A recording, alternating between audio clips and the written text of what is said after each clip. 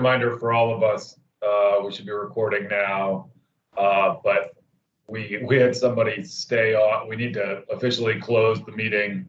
We had somebody stay on a phone call or phone number the last time, and it kept the recording going, and I realized I hadn't received a video. And so it was, I think we were able to trim it back down to the actual end of our meeting, but just a note for future reference. All right, thanks, Peter. I can't see everyone, so let me just go through the names of the committee members, and please just tell me if you're here. And in a minute, we'll turn to introductions for the new members. I'm Richard Coward. I'm here. Peter is here. Johanna is here. Ed McNamara is here. Adam Knudsen. Not yet. Jared, we know you're here. And now David Farnsworth is here. Christine Donovan. Is Peter Bourne here yet? Yes, I am. Oh, welcome, Peter. And Gina Campoli. Not yet. Okay. So let me just welcome you all. This group of faces is a really pleasant one for me to look at and to know that we're going to be working together. And I think I'd like to just begin by introducing the new members of the committee and asking you all to say hello and tell us a little bit about your background and why you're here. So David, can we start with you? Sure. Hello, everybody. This is Dave Farnsworth. I work at RAP. I've been there since 2008. Before that, I was a hearing officer, staff attorney at the Public Utility Commission for about 13 years. I'm really pleased to be here. It's great to see these discussions going on, and it's nice to know that these ideas will finally be getting some traction in Vermont. So it's great to join you all. Thanks, Rich. Christine? Yes, hi everyone. Nice to see you all in person. I haven't met all of you in person, but I know your good work and your names. I technically retired from after 10 years of being a managing consultant and senior team leader at VEIC, not quite 2 years ago. Prior to that, I had founded and ran my own small renewable energy consulting firm based in Burlington, starting in the mid-1980s. Most of our work was out of New England at that time because there wasn't a lot going on with renewables. I served on the board of VEIC for about 8 years, excuse me, before joining the team there. That was the time period before, during, and soon after the formation of Efficiency Vermont. I found once I retired and didn't need to go to work every day that I had not retired from my lifelong commitment to clean energy and climate. So I have continued to engage sometimes on a part-time consulting basis and sometimes pro bono. And I'm delighted to have the opportunity to work with all of you moving forward. I'm an EAN senior fellow, I should also mention, and former EAN board member. So Jared and I spend time hanging out together regularly. All right, thank you. Peter? Sure. So Peter Bourne, Bourne Energy, family, multi-generational family of third generation, second, third generation. We've been trying to stay in the lead on relation to clean energy in relation to biofuels and other pellets and other approaches to a better product for our consumers, and something I'm pleased to be on this to help give some insight to what the practical application as we understand it for our customers going forward. And thank you. Thanks, Peter. We're really glad you're here. Gina Campoli is not yet on the call.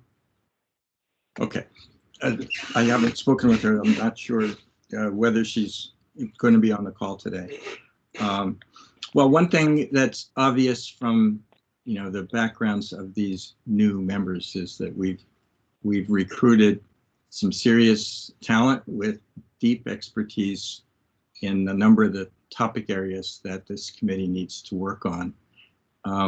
We're still discussing, trying to figure out how to add some deep expertise in the housing sector.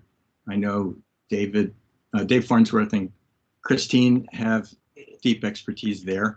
And we may want to add someone else with expertise in that sector. We haven't nailed that one yet. Jared, perhaps this is a good time. I just read an exchange of emails concerning the Just Transitions Committee and Kelly Klein. You want to say something about that?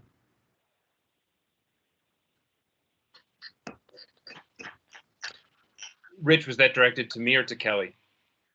It's directed, well, first to you as a member of the committee. Right. So I guess just to some background, at our last cross-sector mitigation subcommittee meeting last week, we had identified the value in terms of ongoing communication and coordination between the different subcommittees that need to be working together. The desire to have a council member serving on both not just cross-sector mitigation and the science and data subcommittee, which I'm doing and serving as a liaison to connect the work between those two, but also, since we've said from the beginning of the council's work that the Just Transitions subcommittee's work should kind of also inform and be very closely linked and tied into this subcommittee's work, that it would be helpful to identify somebody who could serve in both of those roles. And what Rich is referring to is that Kelly Klein, council member who's on the Just Transitions Committee, recently emailed saying that she would have, I'll turn it over to you, Kelly, to share your interest, but I don't know the exact path forward. I think I would defer to Rich and Peter as co-chairs of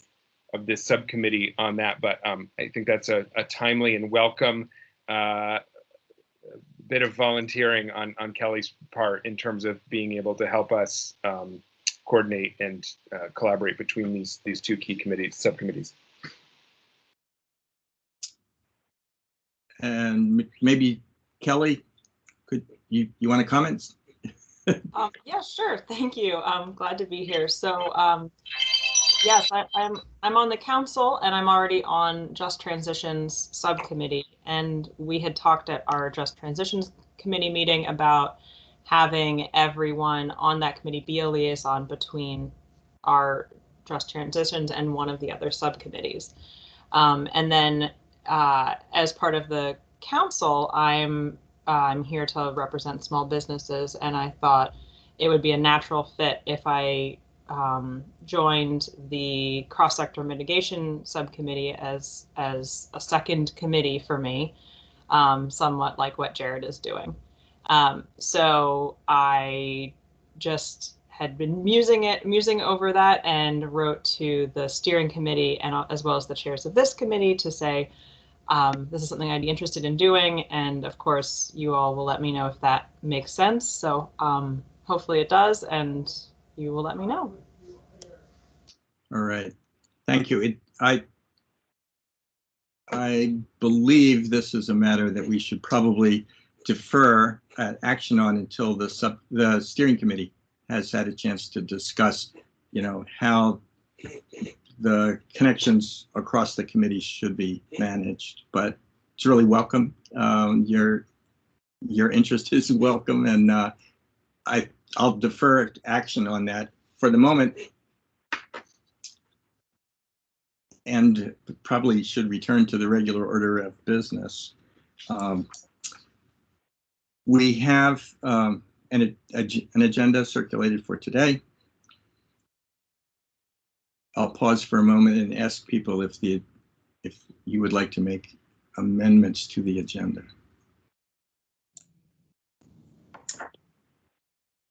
Rich, can you clarify for me as a new member, please, how the agenda gets distributed?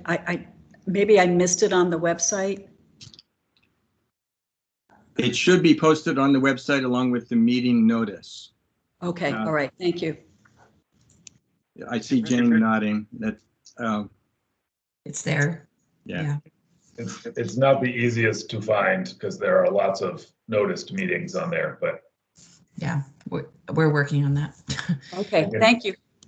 I can also Before drop you- it into the chat as well. Before you move on, I just want to make one comment about the liaisons, if I may, Richard. Please.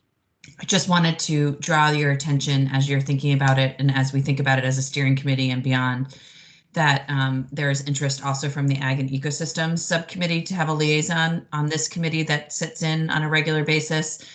And that just sort of begs the question then, at that point, should we consider having a liaison from the Rural Resilience and Adaptation also, or is that not necessary? So, because at that point, you'll have liaisons with all the committees except that one. So just something to be thinking about. I know Lauren Oates, as a steering committee member, as well as a member of the Ag and Ecosystems Committee, has expressed an interest in sitting in on this committee as well. So just getting big, but recognizing that perhaps there's varying commitments from those liaisons compared to your membership and how you coordinate meetings going forward. So just wanted to put that out there. I think there might be a space for, Jared, you've gone deeper into some of the specifics, but, Kelly, for example, we've focused like 5 specific tasks, and we might not have you have to spend your time jumping into deeply on one of those tasks, but more for that's to maintain your sanity from the workload. And we could do the same sort of thing with Lauren too. I think it's worth it there. In terms of the rural resilience, I don't see as much overlap there. There's probably some in the power sector in terms of grid resilience, but I think we can manage those because they're not really competing policies.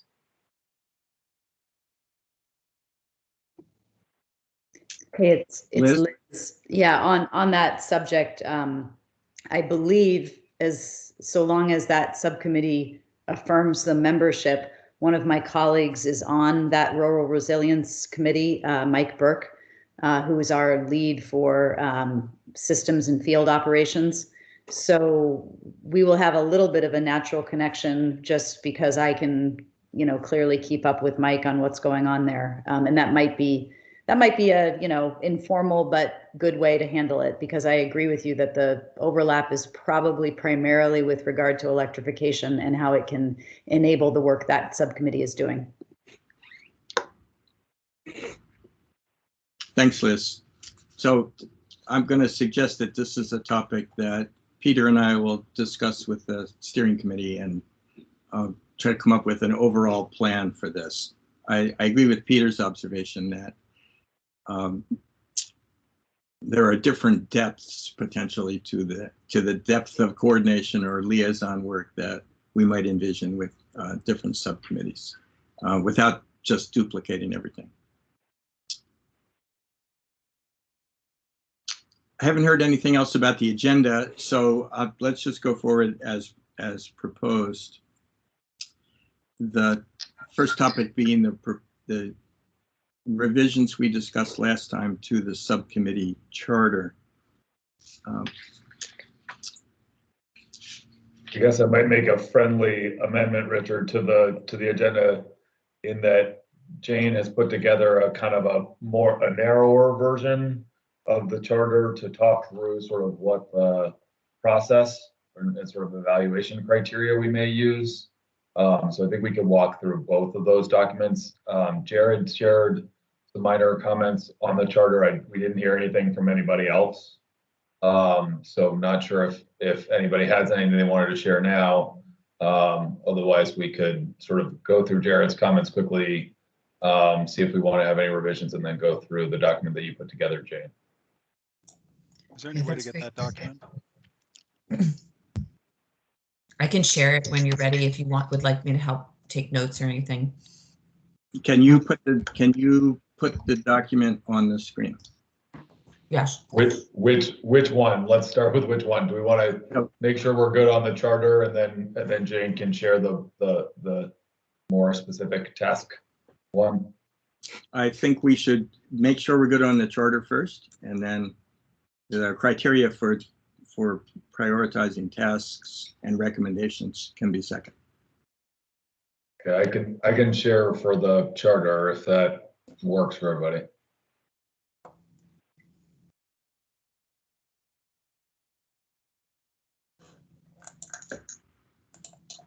My computer decides to function.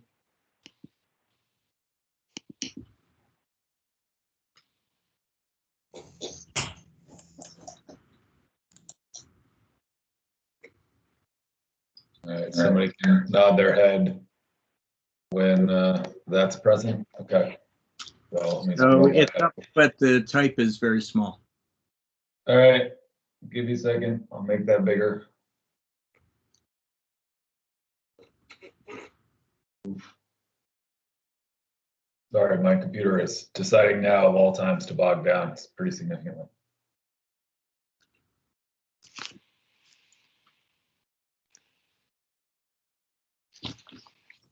Okay, so our primary proposed changes were to, and I'll incorporate these, was in the last discussion was to add regulatory and legislative initiatives to the piece to sort of to meet our requirements. Jared suggested changing CO2 to greenhouse gas emissions, and then just some minor changes. I think we need to reflect the task lead component rather than working groups, but we can do that. So if anybody, unless anybody has any major concerns, I'm happy to just take these edits and finalize them with Jane and Richard. Yeah, let's just, any other comments from folks? Just one quick one, which is, I don't know, maybe I'm the only person. I just see a black screen. Me too. Me too. I'm seeing it, but I'm remembering it from before. Okay. I could see it when we were back on the small type, but not once you tried to enlarge it. Oh, that's incredibly interesting. And we can see your cursor moving. That's wild.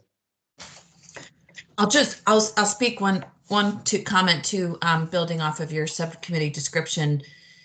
Peter took the first shot a while ago now at putting together a Gantt chart for the timeline for the development of the climate action plan. And since then, Secretary Moore and I have been working on using that Gantt chart to take it further for the 5 separate subcommittees to plug into the work that they have in front of them, recognizing the hard dates of the final plan due date, the public engagement parts, and the draft planning components.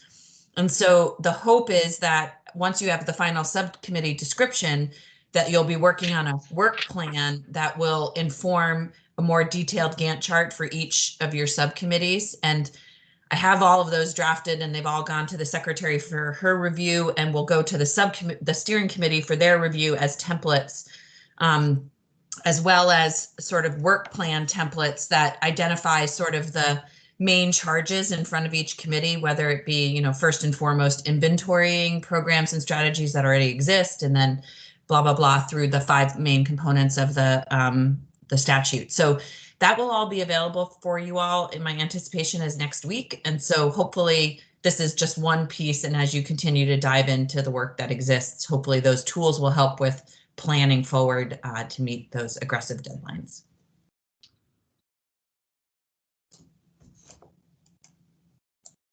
So, Peter, it looks like we aren't going to be able to look at the text here today. You have described the changes that we discussed orally last time. I think we were generally pretty satisfied with the charter, and yeah. Everybody had some time to think about it some more in between meetings. I think we can finalize this and get into the more specifics. I think what Jane described of getting into our sort of work planning efforts will really help refine and focus our efforts. But I think that the document that you put together is really about sort of kind of a process and thinking around the work that our task leads are going to do. And I thought it was a really helpful way to sort of take what are our overarching kind of guideposts and putting it in one place. All right, Is that up for everybody? Jane, thank you. Okay. Yes, it And is. is it big enough for you all? It is for me. Great. So I'm happy to tell you what I did, bearing in mind that, as I told Richard and Peter in my email, I feel naive to present myself in any way as intimately involved in these issues as you all are, but the intent after your last meeting was the interest of being clear with your intentions around what the focus areas of your work will be and who those leads will be. And you guys can discuss that, and I'll just lay out the document, and then we can come back to the focus and walk through each section. But there's the focus of the work, the leads as you identified last time in your meeting, and then the intent as you started to have the discussion last time around what is the sort of framework for assessing policy going forward? What would the criteria be, recognizing that there's, how big you want to cast the net in thinking about the policies and strategies you want to put forward to addressing the greenhouse gas emission reductions you need.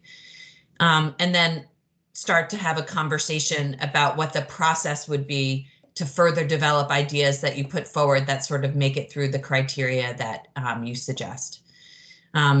And I'll just say that I had a lot, more questions than answers, and this is just a place for you all to start in thinking about the work today with the new membership in front of you. So I'll leave it at that and let you guys help. I'm happy to take notes or drive however you would like if this is helpful.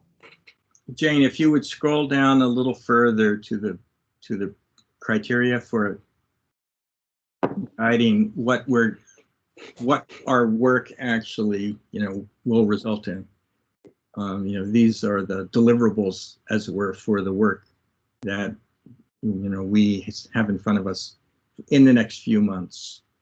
And I'll just quickly touch on the bullets. I think your framing here captures our conversation last time quite well.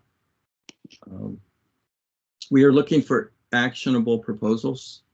That's what the plan, we are required to come up with a plan that will achieve the mandated reductions in emissions. And so the phrase actionable proposals is meant to focus us not on just vague ideas, but rather things that could be part of a real plan that could be acted upon. We also think the proposals need to be developed to a state and clear enough that they could be communicated to the public, so that we're going to be out there asking people to comment. They're going to ask us, well, what is this? We need to be able to communicate what it is. And similarly, we're going to be hiring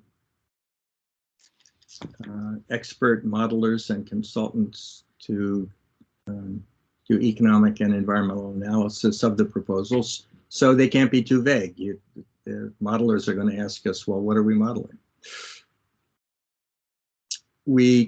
Because the ambition set in front of us by the legislature is very high, we need to focus not just on 1,000 small programs, but on, at least to begin now, the largest savings opportunities that could be achieved in a way that is cost effective and equitable to the largest degree possible. And here, we could have a long conversation on this, but it seems to me, and it seemed to the committee last time, that focusing on the 5-year and 10-year goals is more important right now than trying to figure out what the economy is going to be like or technology is going to be available in 2040 to 2050. So long as we're not blocking progress in the later frame, that we should be focusing on the 2025 and 2030 goals. And then we need to, if we will certainly be asked, and it's incumbent upon us to be able to say, we think these things are within the existing authority of existing agencies or entities, and we think these other things are going to require legislative action in order to be implemented. So certainly we will be asked, and we probably should just have that in mind as we go along.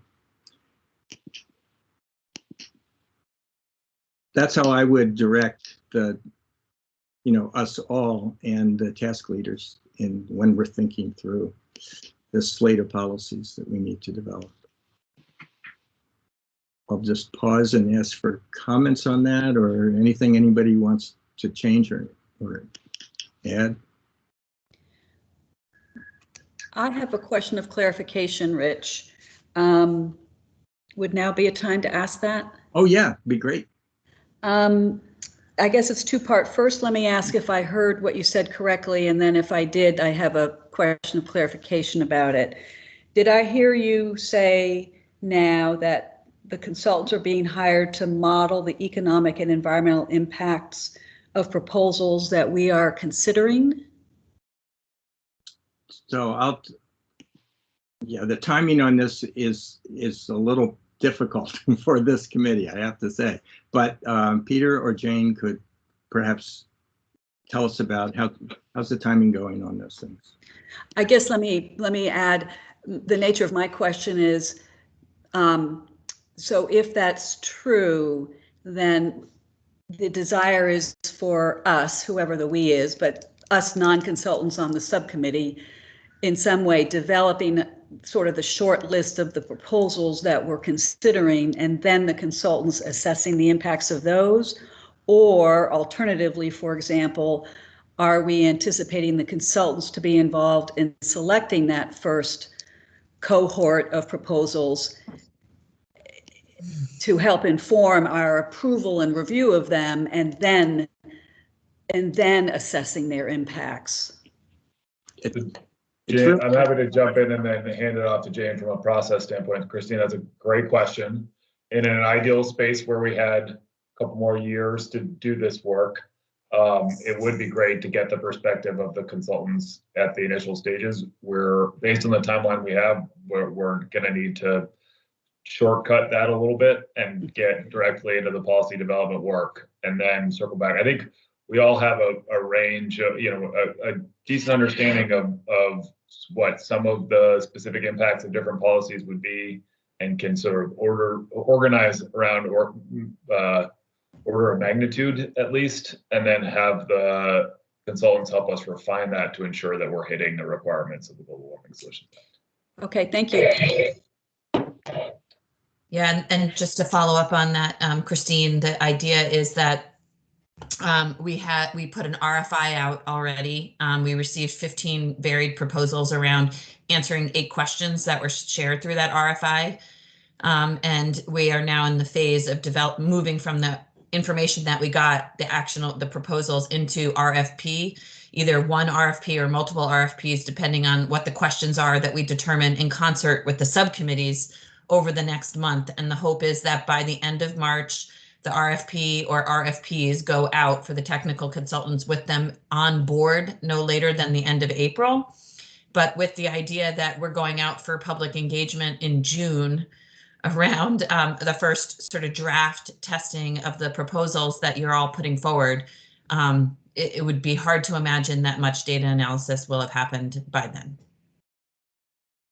Okay, and if I poke around the VCC website, I'll find that RFI so I can review it. The RFI, yes, but that might be a good next steps today. I know Jared on this committee has already asked to see those, and there is sort of discussion around how we move forward with consideration of the development of the RFP, and this group in particular will inform what that is. And so it might just be pertinent that I share directly with you all the RFI, and the only reason I should say the proposals from the RFI highlighting some of the best ones, I thought, which is the way I've shared it internally so far, and then think about how we discuss that at another meeting with the subcommittee.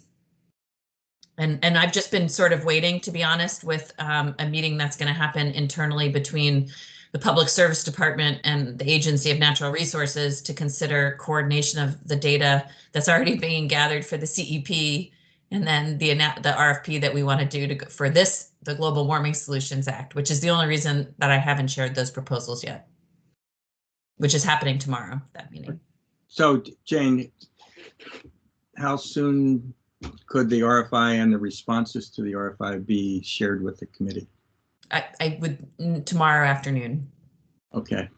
Christine, it's an excellent question. I certainly would value committee members' insights on those responses.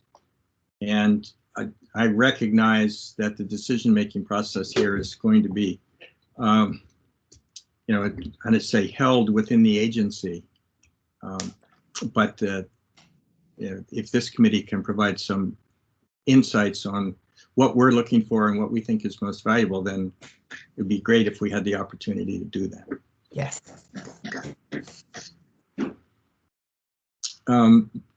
Scrolling down to the next bit on process,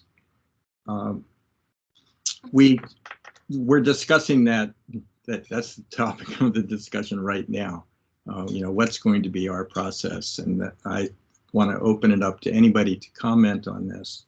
But it did seem to me that, one of the principal reasons that we asked people to step up as task leaders was so that we could put some responsibility in the hands of a small, ad hoc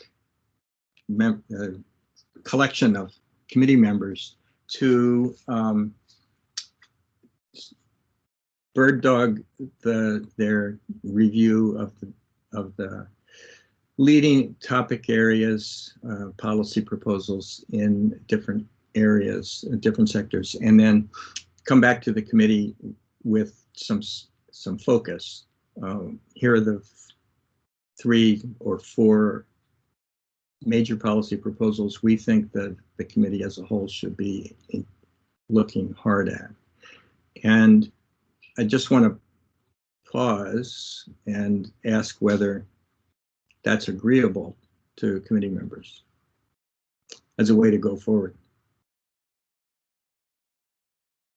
Now, one idea about how to do that, and frankly, I don't know whether Peter and Jane, you all have discussed, this, concretely. But one way to do that would be for us to decide as a committee that we're not going to hear everything at once. But if we could come up with a schedule for full committee discussion of a slate of policy proposals that are organized by the task leaders, and if we could do that basically in manageable chunks, then we could just plan to have committee meetings in which we devote an hour or an hour and a half, whatever it takes, to the 5 most important ideas in transportation, and take a break and then come back and do the 5 most important ideas in buildings or whatever. And that would be a way of kind of putting us on a schedule for the task leaders to organize our discussions. How does that sound to committee members? There is a different way of going, and a different way of going would be to have a marathon session where we try to run through the entire portfolio. And I'm not inclined to do that, but that would be an option. I think some of that might be inevitable a little bit at the end, but I would encourage us to do some in-process review as much as we can. There are some concepts that are fairly baked that we can add to the list and then describe to the teams as we identify them, rather than having to wait until the end of the process. Yeah, I was just for example, in our next, I was just wondering if in our next meeting, maybe it's too soon, maybe it's the meeting after next, if we did divide, we devoted an hour or an hour and a half to thinking that the transportation group had developed, and for example, just focus on that for a concentrated discussion period, instead of waiting until the marathon session where we're considering everything all at once. So I'm seeing, this is great. Your faces are wonderful. There's thoughtful small nods. It's like, yeah, I guess that's a way to go. It's we don't have anything better to offer you, I think, friendly nod, that you've selected us a path, and I think it's as good as any other.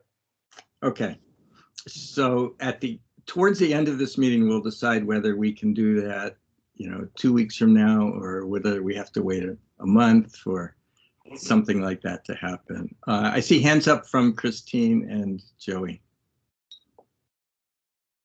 Christine? Oh,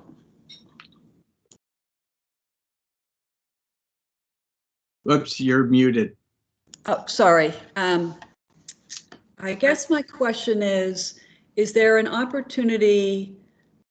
I'm not sure if this is what you proposed or it's something different, Rich. So I maybe wasn't listening carefully enough.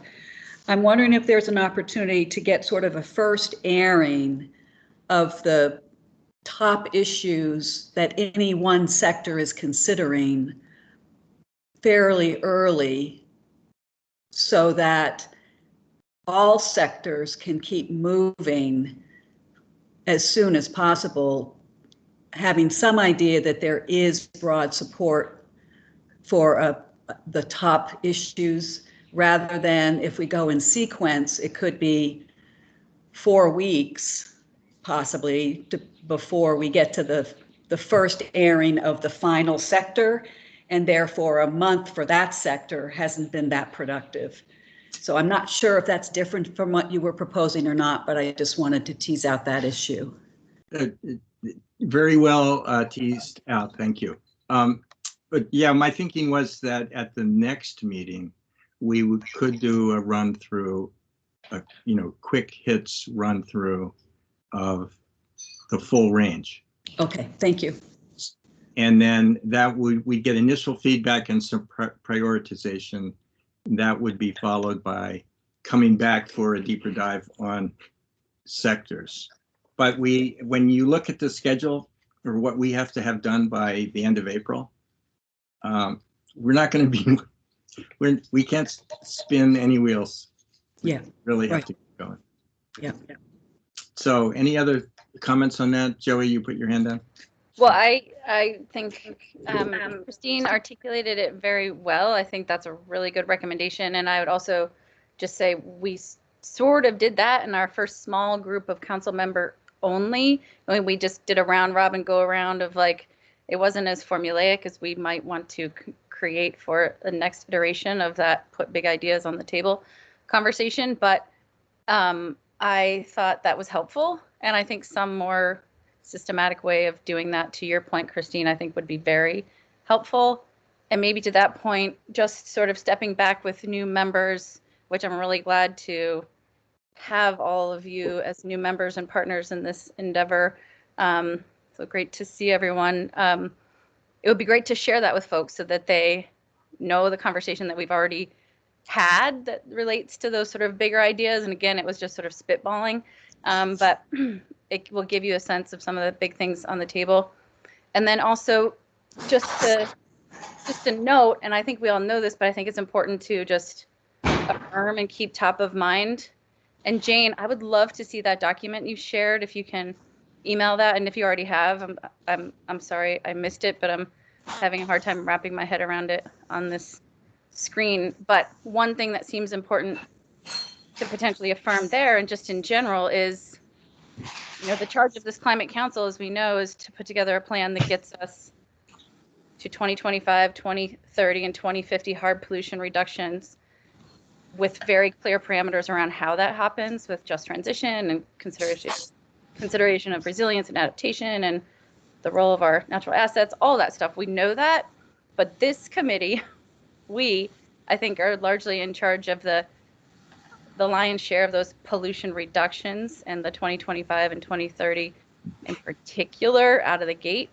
So I think it would be important to put that front and center in that document, Jane, that you have shared, just so we can continue to focus on that as part of our charge. Because I think, as we're about to get into, we know the transportation and thermal, buildings and heat sector are our two largest sources of emissions. And so that kind of lens needs to focus our attention really clearly related to the 2025 and 2030 goals in particular. So I'm saying a lot there because I'm trying to process a lot in this moment, but I just wanted to reiterate, I really generally support what Christine has laid out. We have a foundation upon which to build, and I hope we can share that from our initial brainstorm with just council members only, with the broader team, and then benefit from the new folks' ideas to unpack that further. And then just keep top of mind our particular role in this subcommittee in that, in the attainment of the law of the land in terms of 2025, 2030, and 2050 pollution reduction. Thanks, Joey. I think we should circulate. Well, it's in the list is in the minutes of the earlier meeting, as I recall. I just wanted to make sure that our new team members were privy to that. Right. Yeah, I think we did a pretty quick exercise. As Joey said, spitballing. I called it popcorn. Just popping up ideas, putting them on a list, and obviously not prioritized and not, analyzed in any way in that discussion.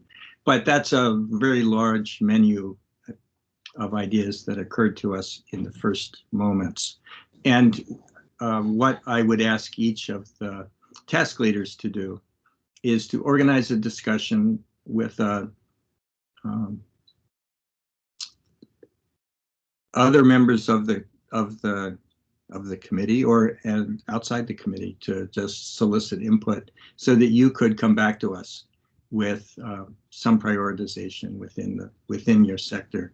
And we'll do this at our next meeting, and we'll hear back from all of the task leaders at that point, what you think the highest priorities are, and then what else might be on your list that isn't the highest priority, but which we might want to keep in mind. At that point, the entire subcommittee can comment on what we think you should go back and really dive into.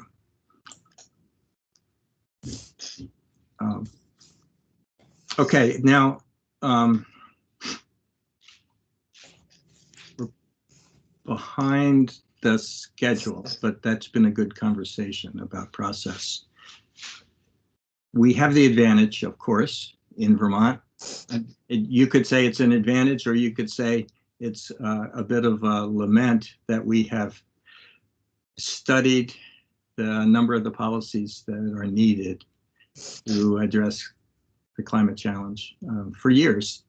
And the good news is we've studied them and we have a lot of information and background. And we have on the agenda now the opportunity to review the last Climate Action Committee report. And Peter, I'll just turn it over to you and tell us what you did and what you found and where we can start, what we can use to start from. Sure, I'm pleased to be joined by several members of the Vermont Climate Action Commission present here today. Jared and Peter and Joey were all part of that work. And I think I saw Matt Coda on the list earlier, and he took over for Peter midway through. Our work there was as directed by EO 1217 from Governor Scott to have us develop a series of recommendations around how to move the state forward towards meeting its climate emission goals. That sounds very familiar. It's very similar but different in a couple of different ways. We were at this stage then where we were thinking about sort of major policies to move things forward, but also creating the system around which things could develop. And it wasn't a sort of full, these are the policies that will be necessary to reach those. At that point, they were goals. It was much more around simply surfacing recommendations that were good policy and had opportunities to save Vermonters money and reach our climate goals. So we came up with a series of 53 recommendations that were broken down largely on the same groupings that we've talked about here. We did not focus much time on the non-energy component. And then we had what was known as sort of the climate economy piece, trying to foster that growth of economic activity related to the technology and the innovation around that climate work. So those are and then there are many things within that plan that have been implemented or in various stages of implementation to move various components of those recommendations forward. So I would have to go through and with the team and kind of do a review of what's been done and what hasn't, but we're happy to do that for individual subcommittees as you want to sort of get a sense of where things stand to build from. But there's a fair amount that's been done. There's a lot of pieces in the transportation sector that are around sort of fostering the growth and acceptance of electric vehicles, which have been done. They're maybe not to the scale that they need to be done, but several of them have moved. So it's probably not useful fully to go through all of the recommendations, but I'm happy to have a discussion, as I'm sure Joey and Jared and Peter are, to talk about sort of what things we discussed as the task leads get into their work. I would offer the opportunity for friendly amendments from anybody, or non-friendly amendments, frankly. Liz. I just have, I think a question with an obvious answer, but I just want to make sure I'm right. I take it that if the prior work had a policy recommendation that deserves to continue, should continue, we need to specifically include that. Is that, I mean, given the statute, the prior work would not kind of its own force move forward without us doing that. Is that right? Okay. Yeah. Yep. There's nothing binding in these series of recommendations. So if we wanted to include it, we need to call it out directly. Got it. And so I guess I do have a follow-up then. I've reviewed it. I know we've had a presentation among council members on it. Your summary makes sense to me. Is there some initial scope of work that we should be doing that's much more specific, like these are the three things that either haven't happened yet, or even if they haven't had kind of force of law behind them and need to, so that we don't duplicate effort, or or is that appropriate? I think that's probably worth a more task specific conversation. And just because I think it'll be more productive, because that's my answer to two of those questions, or one of your questions. And then I just want to add for the group's consideration that one of the things that we struggled with, and Jane, you and I have spoken about this a little bit, is that it's hard to say direct causal effect between a policy and the outcome we're trying to seek, especially because we're going to have, say, lots of policies in the electric vehicle or vehicle electrification front that are all going to come together to push an outcome. So we did our best to sort of track from like a systems thinking what we thought the impacts were going to be, but it was still in pretty general terms. So getting to that level of detail with the consultants in the time frame we have, I just want everybody to know that that's why I go back to that we're going to have to make certain assumptions and be comfortable with those. Yeah, a common problem. So let me suggest that as we end this meeting today, when we end this meeting today, that I would like to have a conversation with each of the task leads just to make sure that we're all in agreement as to how you're going to do your research and discussion before the next meeting. But one of the obvious things to do is to begin with a review of the last climate action report, and just have that as, you know, part of the starting point for your own conversations with committee members. I think one of the other pieces that is equally as hard and good flagged by Jane it just now is that there's one of the tasks is to inventory the work that's currently going on, and that's really important for our group because there are changes that have been put into place that have yet to have a significant impact on our emissions picture, but will going forward. And so the baseline isn't just sort of business as usual, isn't just going to stay static. There are going to be changes associated with it. And so trying to understand that inventory, the state agencies have put together some of that work, but it's still fairly rough. And I think the hope is to have some of the help of the consultants to understand what that reference case kind of looks like, that business as usual case. So if we did nothing, what would occur, essentially? Right. So Peter, just to nail that one down, I've been assuming that state agencies are doing that inventory. As you say, you may need some consultants to help you with it. Will you come back to the committee at some scheduled point in the future and say, here's the status of the inventory? Well, Peter, you should speak to this, but I don't think anybody in state government is doing that inventory right now. So there was some work done in like leading up to the council's first meeting. I think that was shared with you all. What I would anticipate the most effective piece being is sort of taking that list and refining it as the task leads work. So they have sort of, here's my book of existing work. Here's the policy set that we think either needs to be expanded, you know, and then here's the policy set of new policies, so that we can sort of see what that looks like. Because there are a number of different activities that affect greenhouse gas emissions across federal and state programs. So again, I think it's going to be easier to manage at the task level.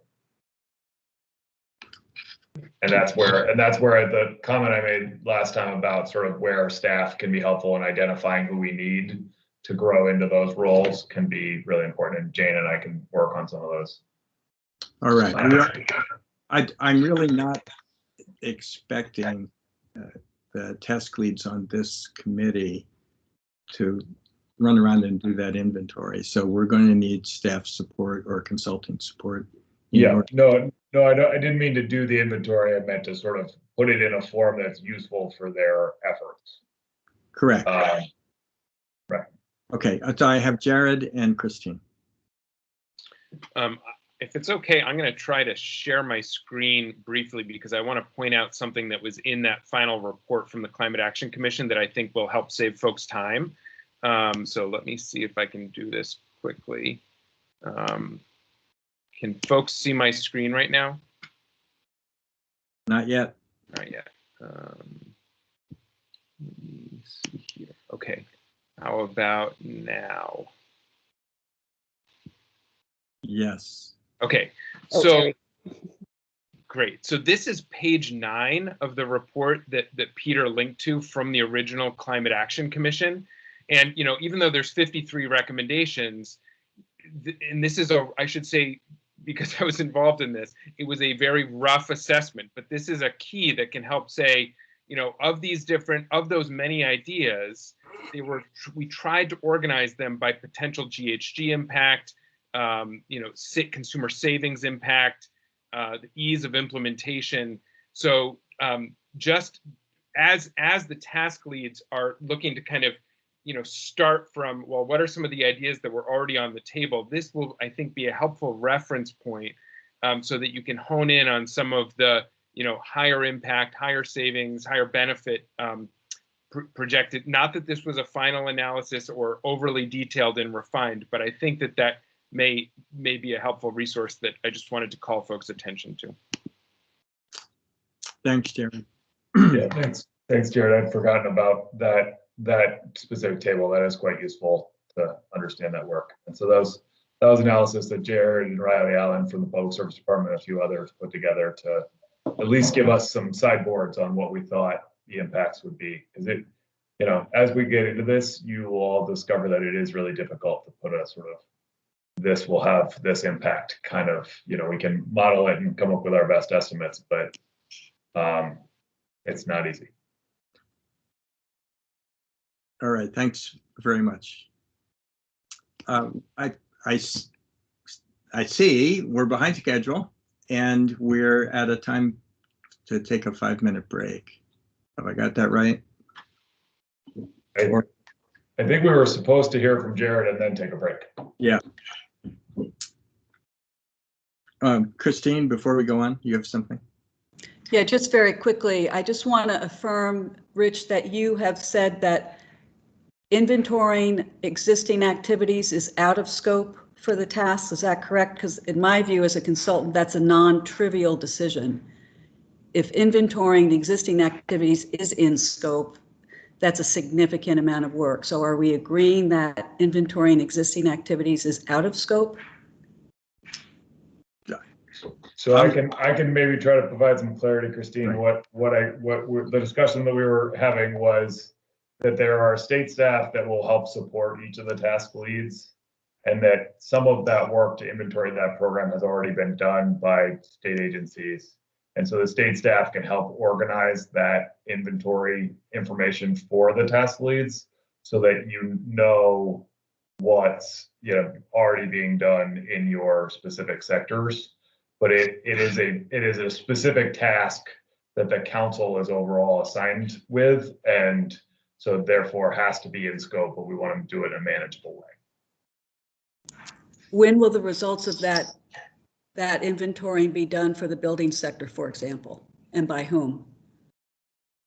So there's been a first pass that's been done for several months. There will need to be some refinement of the presentation of that and to make sure that we've caught everything, but for the most part, it's done. Thank you.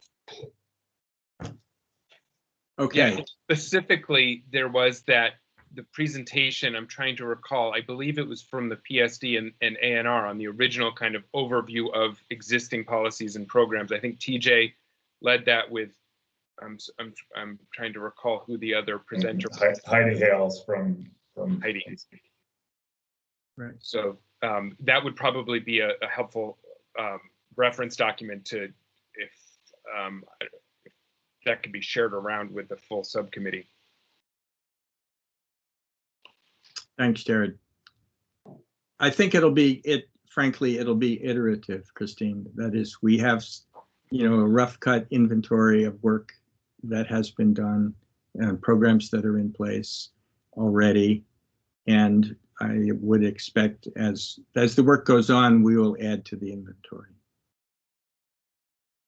And Peter, you're right. I misread the agenda, and we are going to hear from Jared now. If you can do that, Jared, at this point. Sure, I'm happy to. So I am just going to open up my share screen again. And I'm going to,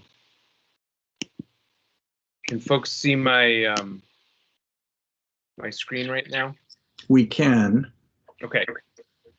So I want to basically introduce a resource that EAN, the nonprofit organization, in partnership with many kind of our members, both public and otherwise, have been developing as a reference point to help us meet our legally binding emissions reduction requirements, especially focused, given our expertise in the transportation, thermal, and electricity, the green, orange, and blue sectors of our where our greenhouse gas emissions come from. So we've really focused on, you think of this as an elephant, we're focused on the main body of the elephant of where the emissions are coming from.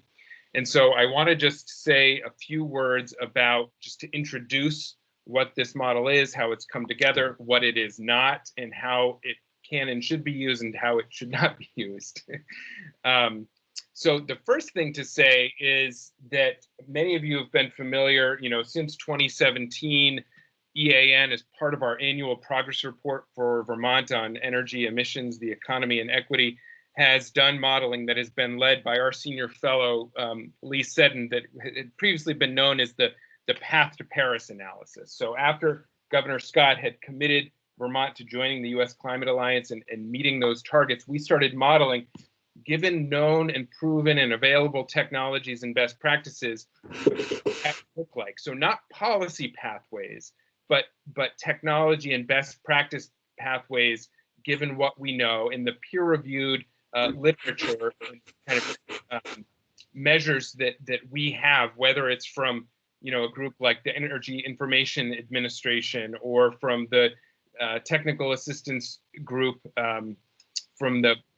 working with the Public Service Department, peer-reviewed assessments of now how we could achieve these by sector. So the first thing to say about the Global Warming Solutions Act pathways model that I'm about to share with you is that it builds on that past work, that Path to Paris model that Lee developed. But the lead author of this latest model is our data manager, May Butler. Lee has continued to work with her on that. And this is a significant expansion, both in the breadth of methods that we're looking at for emissions reduction and in the depth that we go to in assessing them. One key update is that it models the scale and pace of measures that would be necessary, not just to meet the 2025 target, but also the 2030 requirement per the statute. May has built the model so that we can basically model out to 2050, but there is so much uncertainty in terms of markets, technology, behavior change that we feel a lot more confident, of course, as any modeler would in the nearer term projections and want to focus there. We start with the latest baseline that was published by the Agency of Natural Resources in terms of our emissions inventory. We use a 2018 baseline. And there is this language in the Global Warming Solutions Act that says that the Climate Action Plan, the kind of strategies we need to use should reflect the relative contribution of each source of emissions. And I think the exact interpretation and definition of that is open to some discussion. But the way that we interpreted it is, as of 2018, 79% of Vermont's greenhouse gas emissions came from those three energy sectors. And so we needed to model how the energy sectors together would meet the 79%. We do not model, and we are hoping that other folks will and can kind of build on this analysis, the other 21% of emissions reduction that would, the proportional share of responsibility from the agriculture, industrial, and waste sectors. We started with energy because that's what we know, and that's where the bulk of the action is going to have to be. A couple other things I want to say by way of introduction. It is a point-in-time analysis. There are nearly 300 assumptions that are built into this model, and those are, and whenever we get a new piece, the latest available, highest quality data behind something, we will update that assumption. So we imagine that this will be revised over time, and there's no final draft. And again, as I said, the projections for 2025 and 2030 we're much more confident about than those ones farther out. Very explicitly, what we're modeling are technology pathways, not policy pathways. So we could certainly assess policies relative to do they help transition these sectors to achieve these levels of adoption and savings for Vermont and Vermonters. But the policy scenario analysis is separate from what this is. This is a technology pathways analysis. I also want to be really clear that what we're modeling is illustrative pathways. We are not presenting this as a narrow or exact prescription. So for instance, when you see 60,000 electric vehicles replacing internal combustion engine vehicles in Vermont by 2025, that is not saying that Vermont has to hit exactly that number. What it is saying is if we were to achieve less than that, we would have to make it up with another measure method. And if we were somehow able to go higher than that, then we might be able to back off a little bit on one of these other pathways. The model I'll share with you is undergoing review and development. I think we have 36 reviewers who've been providing feedback. So what you'll see is a draft that does not yet incorporate all of the feedback that we have received. And none of these folks have signed off on this model, but we have asked them to very carefully look through our assumptions, our inputs, our targets for 2025 and 2030, and to give us feedback. And so I really want to thank the folks from the Public Service Department, the Agency of Natural Resources, VTrans, Agency of Commerce, Efficiency Vermont and VEIC, Green Mountain Power, Energy Futures Group, RAP, and UVM Transportation Research Center for their initial model review and feedback. Our hope is that once we can fully integrate all of the feedback that we have received, we can then release an updated draft, but we're still going through that process right now. So I am going to, sorry, I need to get out of here. Go, let me reduce that. Can folks see, hang on, let me just change my shared window.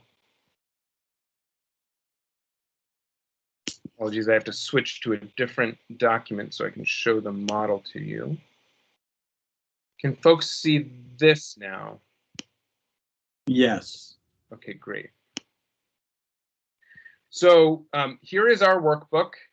Again, this May Butler, our data manager, is our lead author, and May is actually joining us on the call right now in case there are clarifying questions that I cannot answer, but it provides an introduction in this first tab, which I've already gone through, and our list of the kind of over 300 assumptions and inputs that includes, data from the emissions inventory, EIA on emissions factors of different fuels,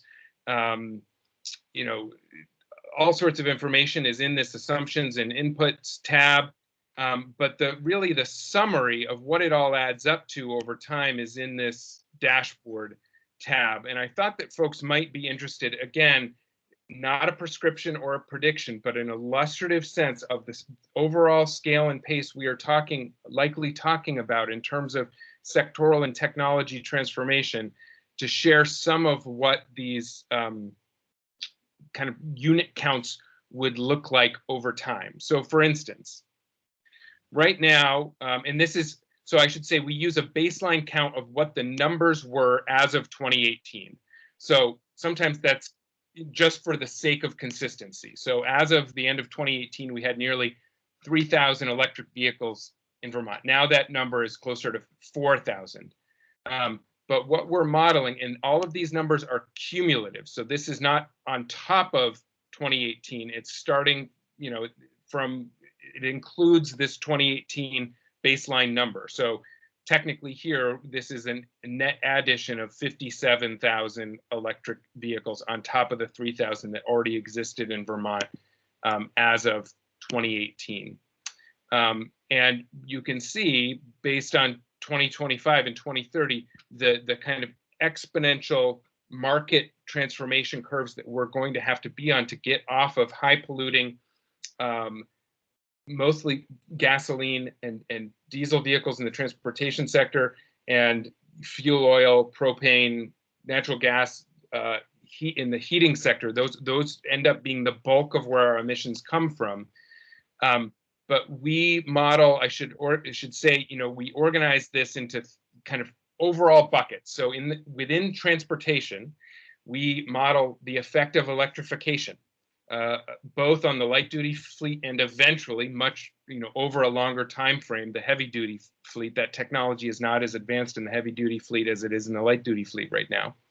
We look at behavioral pathways, including options around carpooling, public transit, commuting patterns, biking, walking, telecommuting, all of that. We look at efficiency and low carbon fuels, including hybrids, including opportunities around low carbon fuels, whether that's, we're including the ethanol that is in there for gasoline and the potential in the biodiesel blend on the diesel side. And then on the thermal pathways, we also look at electrification, primarily all of the different assortments of heat pumps. We also look at the effect of home and building weatherization, and then pathways around renewable heating, options around wood heat, and around biofuels, mostly in this analysis right now, B100 biodiesel as a replacement for number 2 fuel oil. So, these measures add up to hitting the 2025 and 2030 targets, but these are significant kind of curves that we would have to be on. And I want to be really clear here that and Peter said this well, Commissioner Walk said this well last time, that I don't want anything in our analysis to suggest we're assuming or picking a technology winner. The point here is overall greenhouse gas emissions reduction, and there's going to be different ways that we can do that, and different approaches and technologies are going to emerge over time.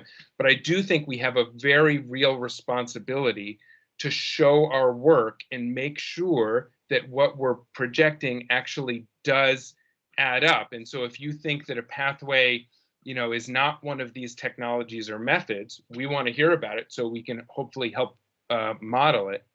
But we would also want to know, okay, is that real, or is it the realm of kind of theory for which there isn't yet a proven, available, or peer-reviewed study that we could actually show some emissions reduction from?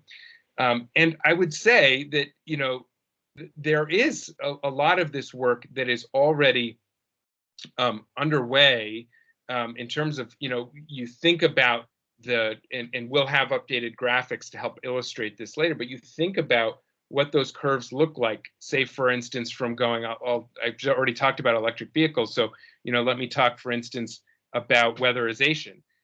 Since 2007, there have been about 27,000 homes weatherized in Vermont.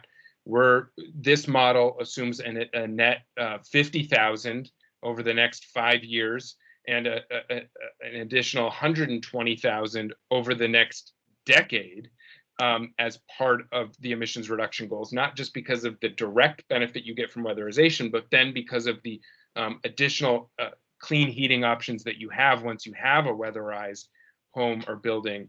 You can see that these are pretty steep curves. The good news is that is the history of technology change in new markets. Whether we are talking about telecom, or whether you look back at the growth of, for instance, just here in Vermont, solar PV. And I was going to show one quick example we manage the Vermont Energy Dashboard, and we have this tool called the Community Progress Maps that shows the adoption of some of these key technologies over time. And for instance, this shows just 2015 to 2019, the adoption of heat pumps.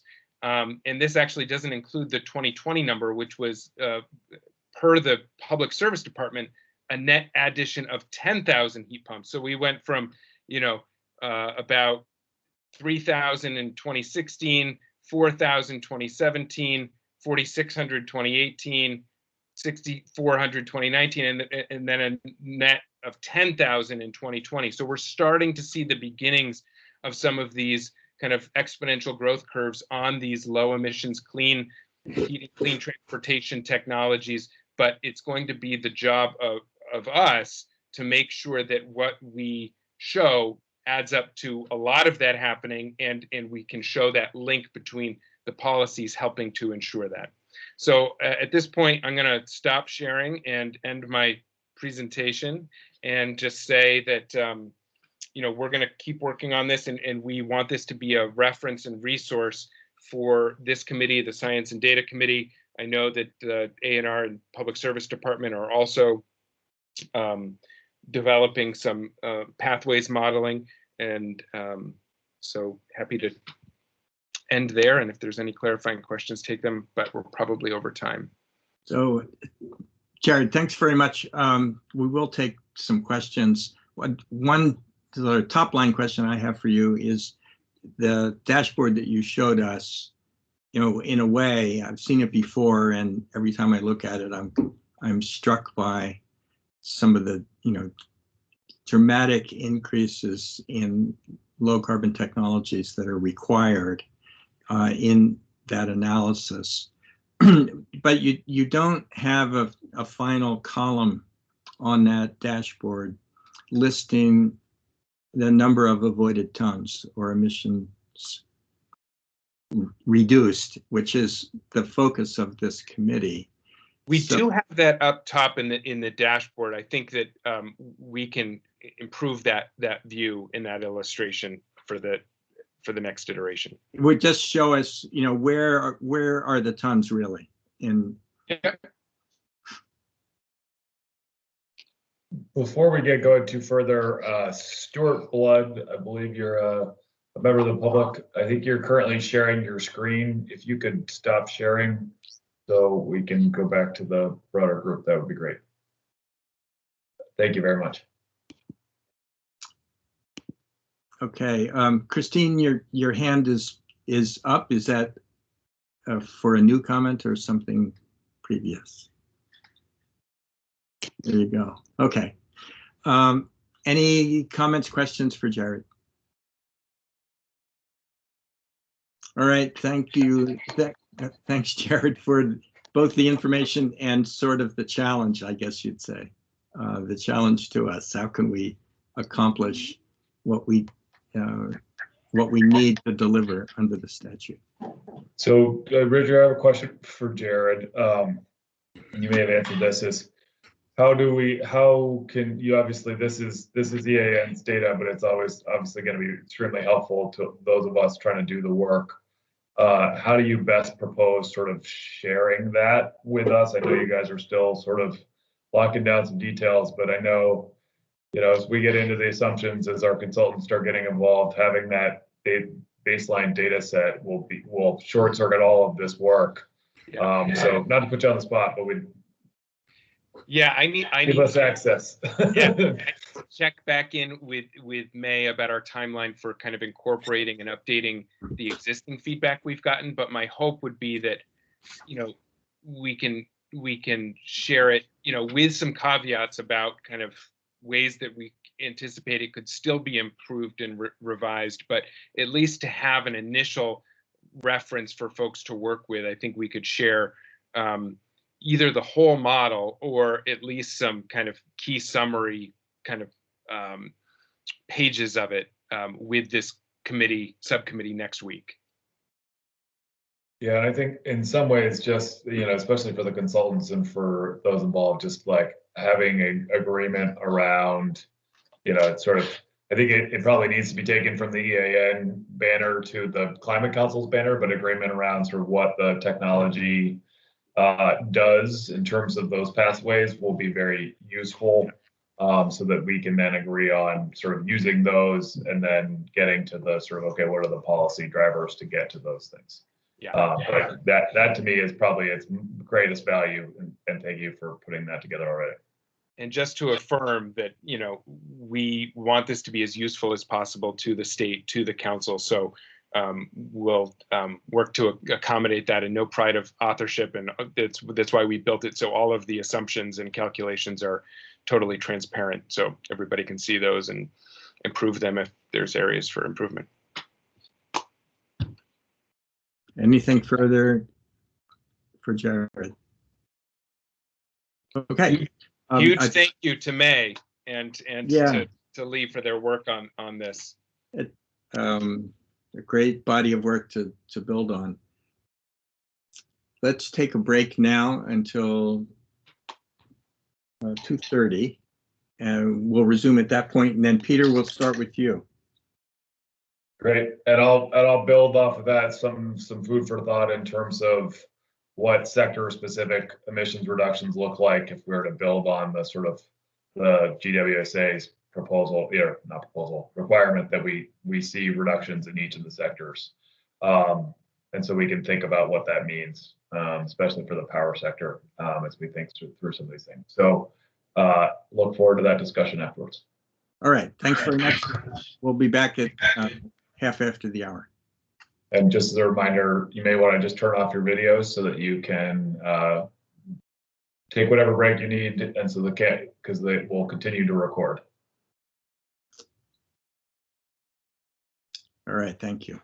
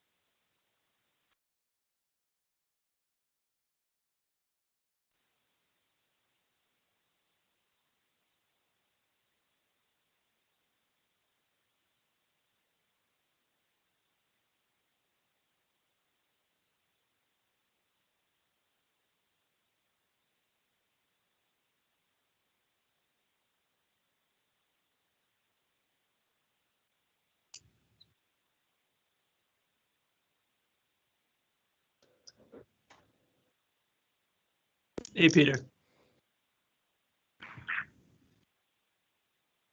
Is that Matt Coda that I just heard? Yeah. Good to see you. See you as well.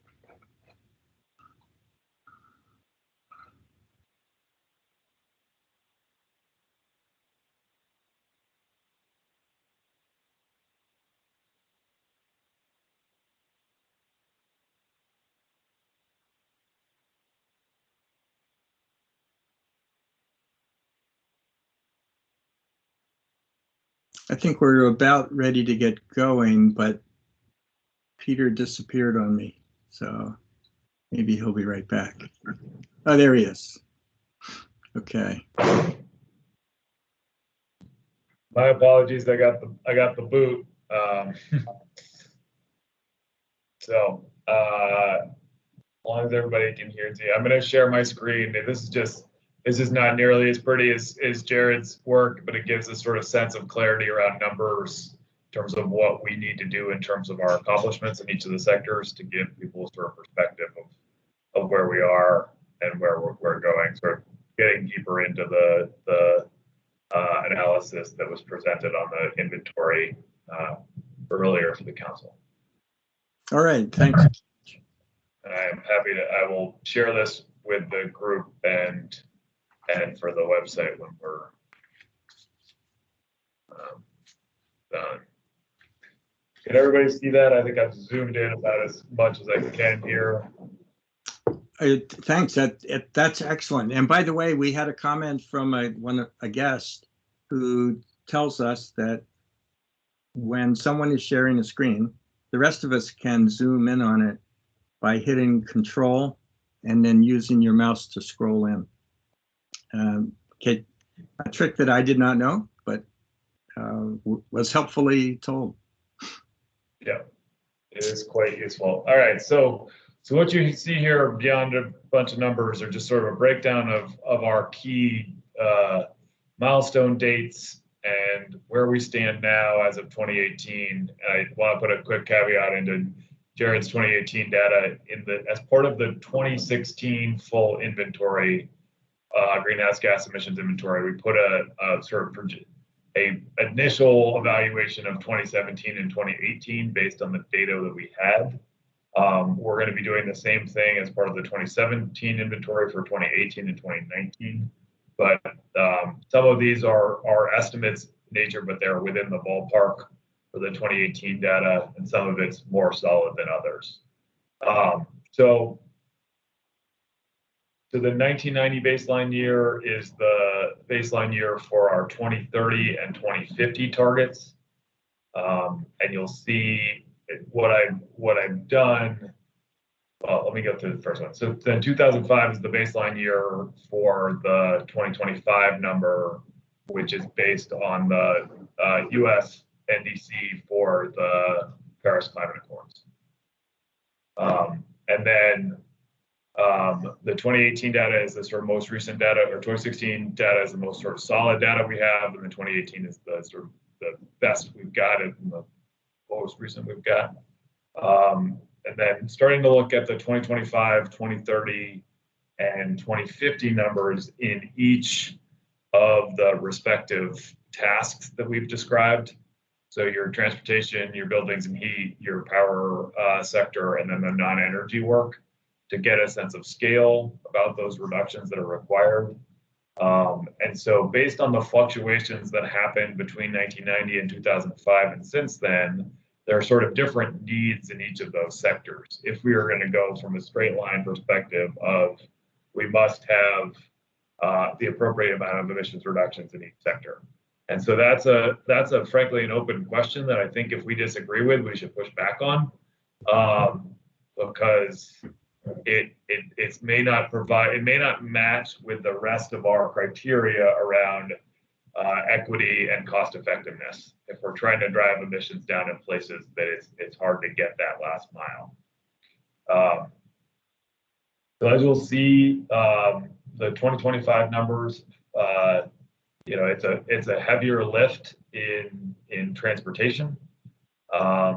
It's a slightly lesser lift in the building, heat, and non-energy categories. And then based on the 2018 data, the electricity sector has already reached and surpassed the emissions reduction requirement.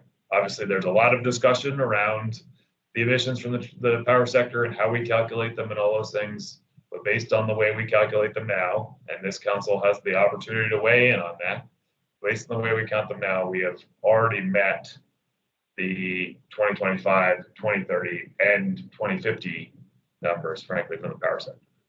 As we've talked about, those numbers in the power sector, will need to grow because many of our technological solutions are based on the electrification of different activities, and therefore, we'll sort of need to manage that accordingly. And then the other piece I wanted to mention is that we've seen since the power sector has relatively low numbers and is based on market purchases, it often is more volatile, although we have seen declines of late from 2016 to 2018 in those numbers as we're starting to see the res and other pieces kick in. So that's sort of the lay of the land, but gives you sort of a perspective on where the challenges lie, what things have been growing. I can give you I'll drop the greenhouse gas inventory link into chat, which gives you a sense of where the trajectory that each of the sectors are on. Generally speaking, the building heat energy use sector kind of bops along and is more tied to heating degree days in many ways than it is to an increased use or a decrease in use.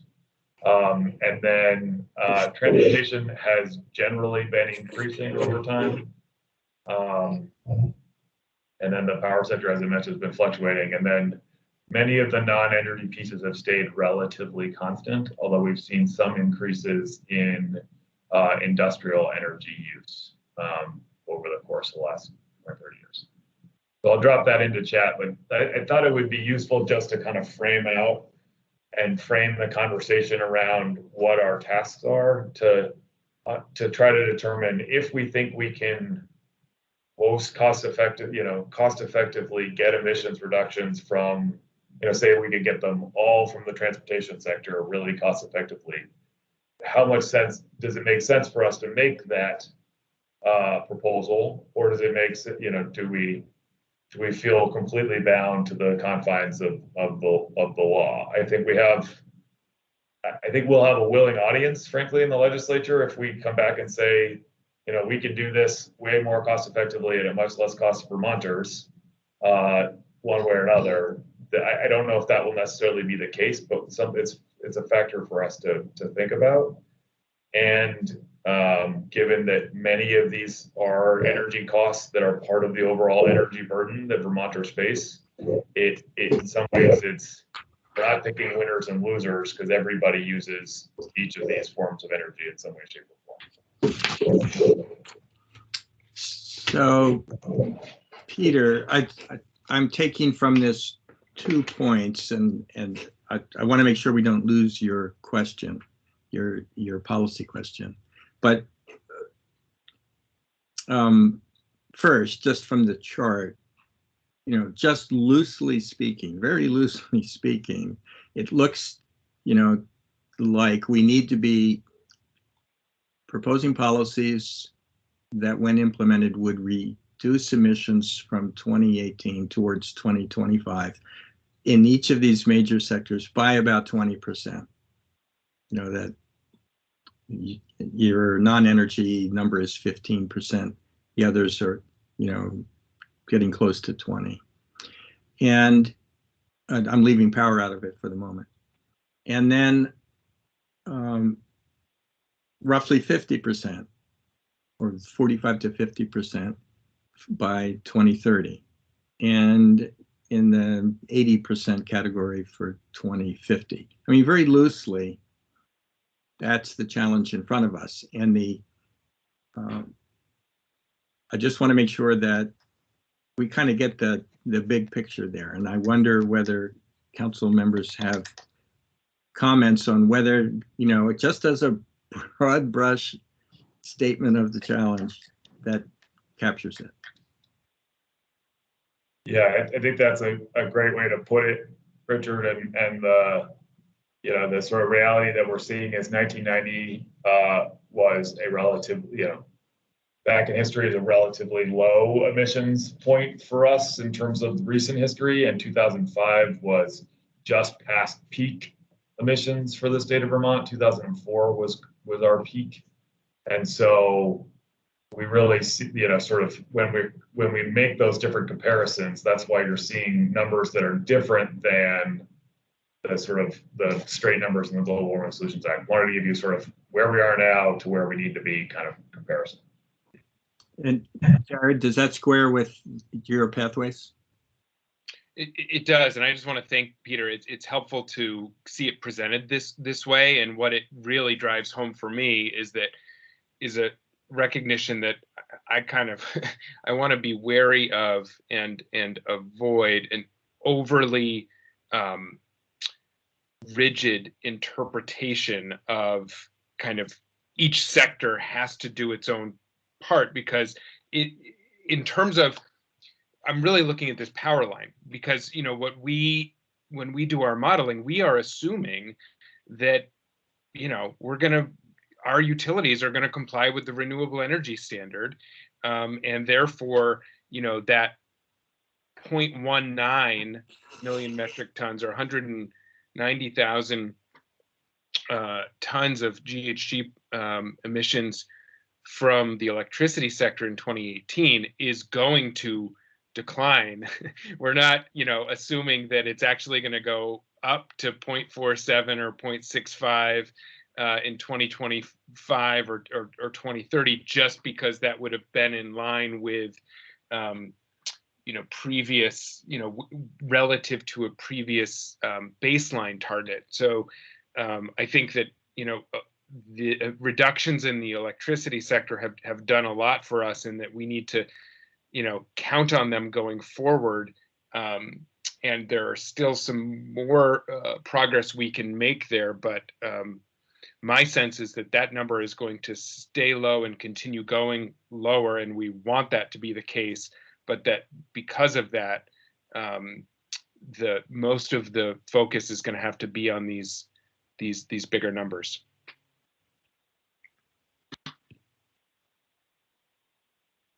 All right, thank you.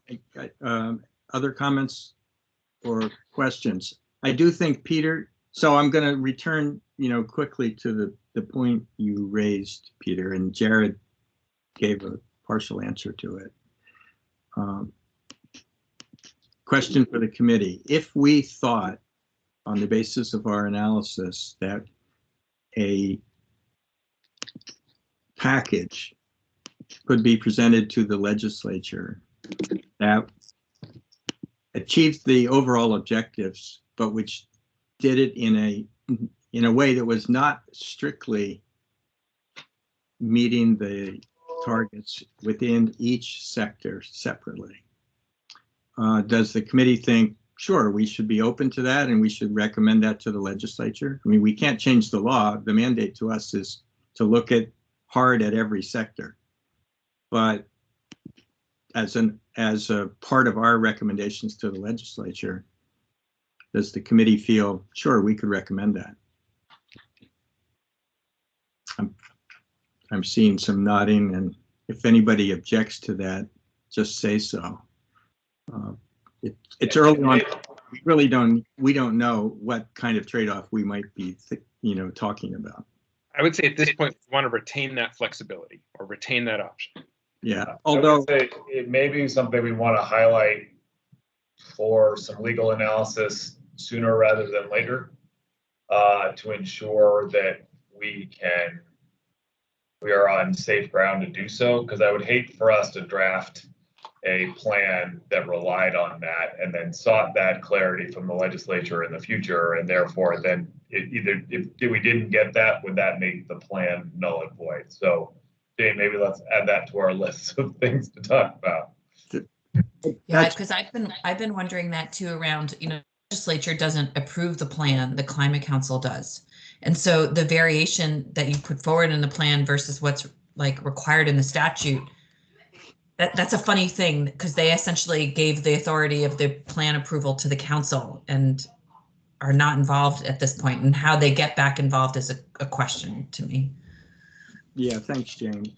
Yeah, my take on this is that we should ask for that legal analysis, but that the way I read the statute, we're obliged to come up with a plan that would meet the targets, and that represents proportionate gains in each of the sectors as required. And if we think that there's something better that could be done, that I would judge that what we would do is say, well, here's how we do it strictly in line with the statute, and here's how we might amend that if the legislature chose to change the mandate. But I agree with Jane. It's the council's responsibility to approve the plan, not the way the statute's written. It's not the legislature's responsibility. But just loosely speaking, I'm going to just return to the main point. At least based on the information I've seen, we aren't going to be able to meet the obligation, strictly or loosely, without major reductions in both across actually all three of the sectors that are outstanding: transportation, buildings, and non-energy. So there's not a pathway here that's realistic that says we're going to get it all in transportation, or we're going to get it all in industry, or we're going to get it all in ag or buildings. I mean, we know very well we have to make progress on all three. So we're discussing a finer point right now, not the big point. Any comment on that? Disagreement? We understand from this, how do you say it, the height of the mountain we're being asked to climb by 2025, 2030, and 2050. Okay, thanks very much. Our next topic is to discuss coordination among the subcommittees of the council. We've already had a bit of a conversation about that, and I'm wondering if anybody wants to add anything.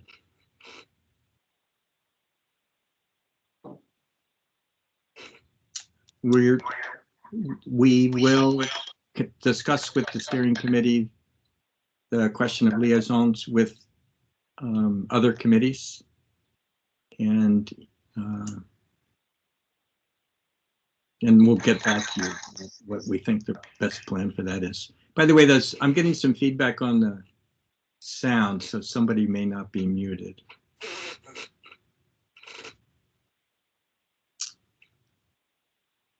No, nothing further on that. Okay, task lead updates. We're going to put some significant responsibilities on the task leads, and let me just reiterate where we were at the end of the last meeting, and now we've got 4 new committee members joyfully. to add to our discussions. We're for the major topic areas, transportation. Joey volunteered to be our discussion leader on that. And I'm assuming that Gina will join her in those conversations. On buildings, I've volunteered to lead the discussion, but frankly would be happy to defer to one of the other committee members. And we now have Christine, Peter, and Dave Farnsworth, who all have significant expertise in those areas. And so maybe just with conversations with you guys, I'll be able to work that out. And right at the moment, I haven't warned Dave Farnsworth about this, but I'm sort of looking in his direction to take a big role here. So there we go. David gives me a thumbs up. Good. And Christine and Peter, I'd really like to get you into those conversations. I assume that's why you're here, and thrilled about that. Power, we've discussed earlier. Liz and Ed are the natural folks for that. And Christine, in terms of your background on renewables, if you would be willing to join that conversation, I think that would be useful. Joey, if you're raising a hand, let me know. It looks like a hand. Well, I mean, it's not really a hand, but I guess, bringing on this additional capacity and the expertise of, Peter, Dave, Christine, and Gina, potentially another. This is the construct we came up with, and I think what you're articulating in terms of Gina, ideally, with her transportation expertise being part of that. I mean, if people are interested in, I think if, on the transportation work, I would just say I would benefit from other people's expertise. So I want to avoid, I want to work within the public meeting law and everything else, but just I really want to have it be a efficient, collaborative process. So Christine or Peter, David, if there are others, I think we can co-create that with you all. This is our initial sort of conceptualization, but I would welcome your thoughts too on these are discussions, ongoing discussions, and you can reach out to any member of the subcommittee. And frankly, it may very well be that you'd want to invite people who aren't on the committee at all, to advise you on certain policies that you're thinking about. I just, right now, these are just discussions, and the task leaders will have the responsibility to come back with some policy ideas for the full committee to consider. And non-energy benefits, Peter volunteered to take the lead on that, and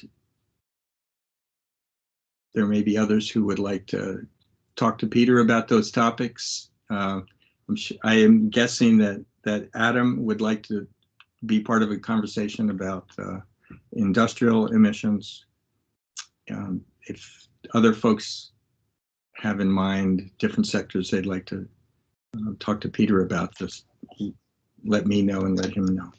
So this is certainly where ag and ecosystems perspective would be valuable, because the ag sector is the biggest source of emissions in that non-energy piece. And so it will be really useful to get that coordination. So if that's going to be Lauren, I think it might make sense for her to provide some assistance. We can certainly dig into the waste side of the house. I mean, that's almost exclusively within our department's purview, and I can pull in the relevant stakeholders who are already engaged in that discussion in various ways.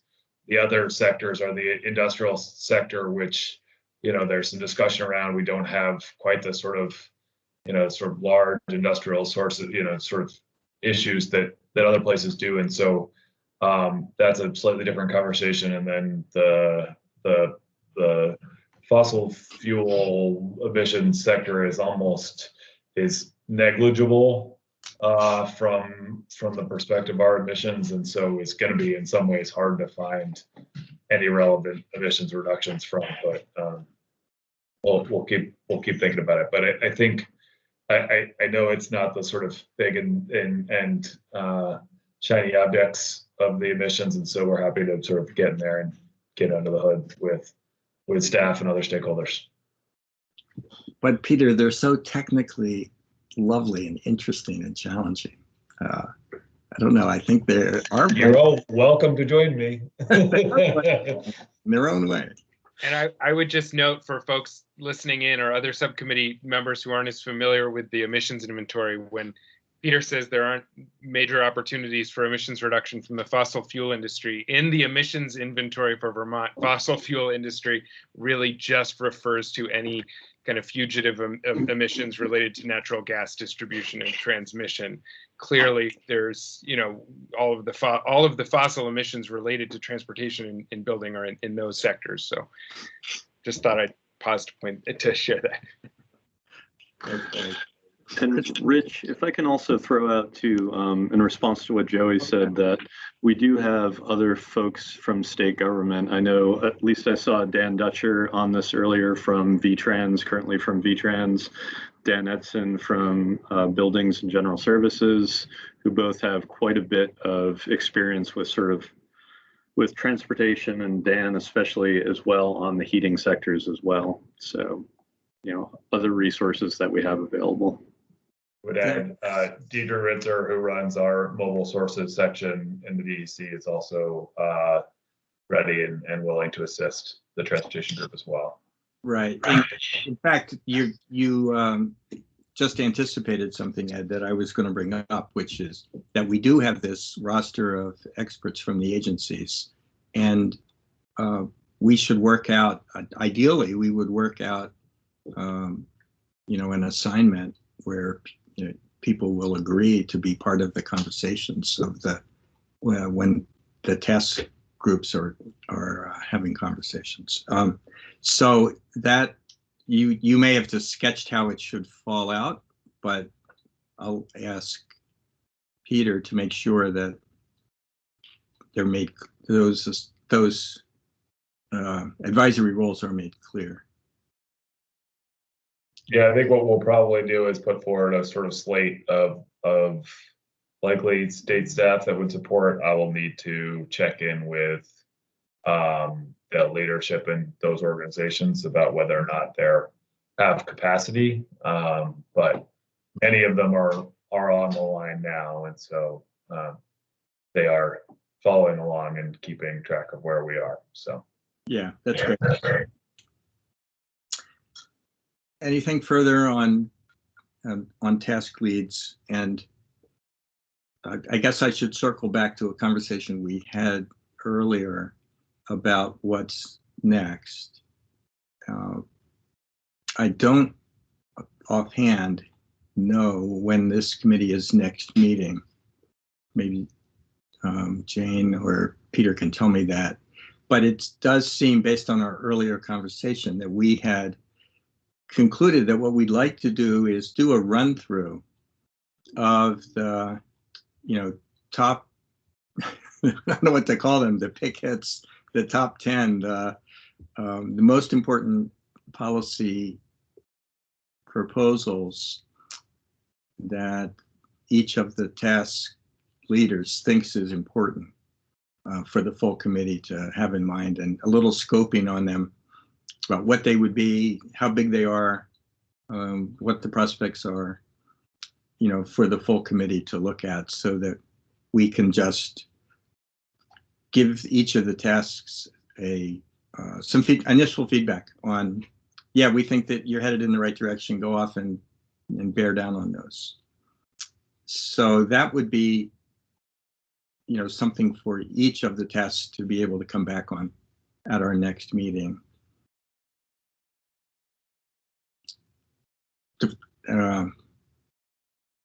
I'm pausing because I want to make sure that that task leaders are accepting that responsibility and ready to deliver on that at our next meeting.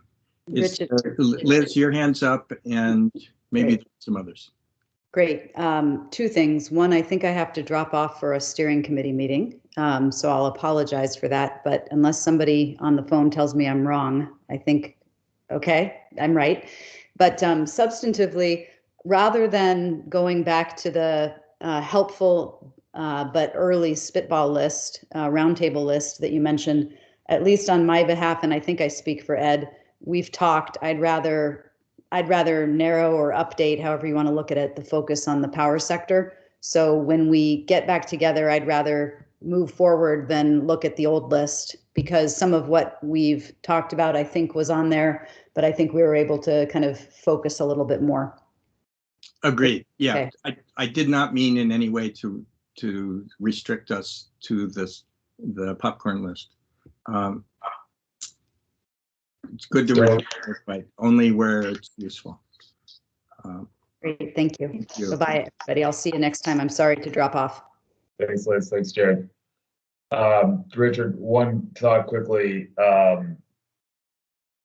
that I think we want to be very explicit that list was was just an initial set of ideas, and I appreciate everybody sort of taking that as a wherever you want to take it and move forward from there. The other piece is we this is, and Kelly, this is a bit of a discussion point for you, is trying to understand exactly what the sort of concepts around initial public engagement are going to be from the Just Transition Subcommittee, so we can ensure that we're aligned with that work, so that we are not just going down the path of developing concepts so that we can bring them back to this committee, but we're also integrating within that broader outreach effort, and identifying not only ideas, but expertise and input and the like as the task leads go into it. I think that's a bit of an open question to me, and piece that in an ideal circumstance that we have kind of done that initial scoping outreach first, but we're not there from a timeline perspective.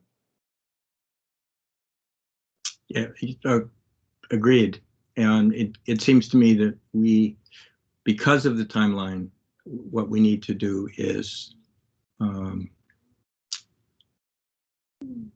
pursue analysis of what we think are the leading ideas based upon past experience.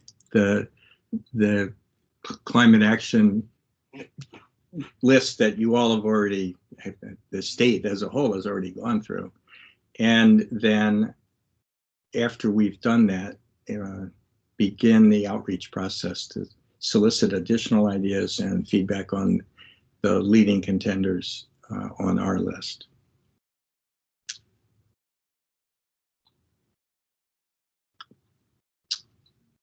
Okay, I'm sensing that there's understanding and agreement with what's next, which is great. And we're ahead of schedule on this meeting, and I think is there anything further before we open up to public comment? There's a couple of things we should probably discuss that we forgot to add to the agenda. One is we haven't approved any of our minutes to date. So we may wish to go do that. We can also just put a marker in that and then have folks review the past minutes for approval at the next meeting. If people don't feel comfortable approving those minutes now, Renita has taken some pretty detailed minutes from the recordings of these meetings, which is one convenient feature of Teams, and so we should be able to do that. Just want to put that marker in there, and then we should talk about the agenda for our coming meeting, which as of right now is scheduled for 2 weeks from yesterday. We had talked about a recurring Wednesday meeting at noon every 2 weeks. I believe we currently have sort of holds on everybody's calendar, but wanted to confirm we had some scheduling timing issues with this meeting, so I want to make sure that if we need to reevaluate that timing, we should probably do so. But it was Wednesday, the 17th from 12 to 3. Obviously, we also have new subcommittee members for in that discussion as well. So we may have to do some shuffling. I can have Renita, who is, for those who don't know, is my executive assistant, to help with some of that work. But we should sort of check on that as a baseline first, see if that works. We don't have to shuffle around completely. Well, for starters, okay, Christine's got a thumbs up. Peter, can you check Wednesdays every other week at noon?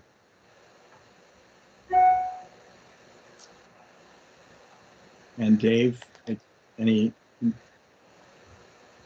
probably have to think about this a little bit, but you can get back to us and see whether or not we need to try and change that. But at least for now, our next meeting is scheduled for the 17th at noon. And that would be sort of the target for the task leads to tee up a number of policy proposals or focus areas for the committee to respond to. Joanna? Well, two things. I mean, that works for me at this moment. I would want to loop in with Gina, and just to, unfortunately, this meeting slipped her radar, and I want to just loop in with her, get this back on her radar, ask a question about Wednesday. I do wonder about this not conflicting with other potential subcommittees, especially if we are going to lock into this liaison thing, which I think is important to create that cohesion with other subcommittees. So if you know that it doesn't conflict, I think that's great. I'll just confirm with Gina, and it works for me, and ideally it would work for others. Yeah, we may need to go through another round of using a doodle or something like that. But if we have major conflicts with other committees, then it's going to be a problem. Christine and then Peter.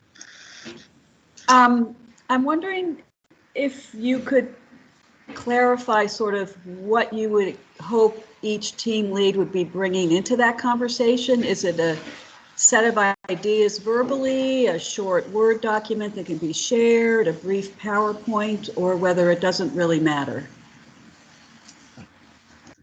So let me flag that. I think one of the things that we'd like to do, and I was chatting with Jane a little bit about this while the meeting was going on, and I'm not sure what exactly is possible, but I'd like to create a shareable document that we could all access, like just an Excel spreadsheet broken down by sector, where people could put their list of ideas in, and we could put the ones we already have, and then you could sort of describe from there your top priorities to focus in on and do that. That way we can make the document editable by anybody who is a council member, and then accessible by the public. Peter, is that an acceptable way to proceed under open meetings? It is, because it's, as far as I'm aware, because it meets the sort of threshold of access, and it would be, at least that's my understanding, and so I can confirm that. But that to me would be a better way to proceed for us, for coordination's sake. Sort of it would be the Microsoft equivalent of a sort of a Google Doc. So to answer your question, Christine, I think for the benefit of all the members of the committee, that the task leads, others who made in an idea should be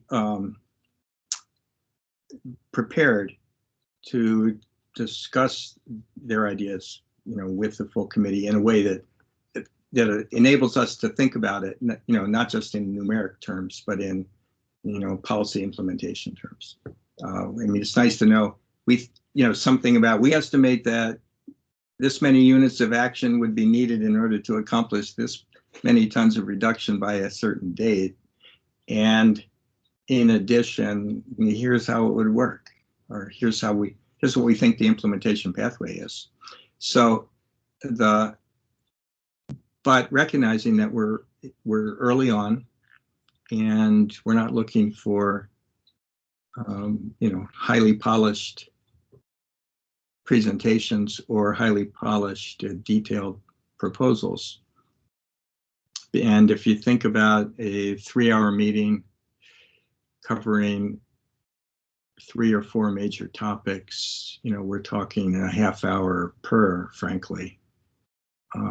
So it's not going to be in depth.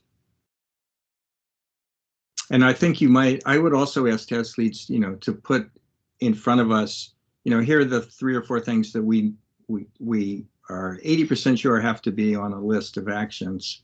And here are a couple of things that we're not so sure about, or that could be done and maybe have to be deferred to a later date, but at least placeholders.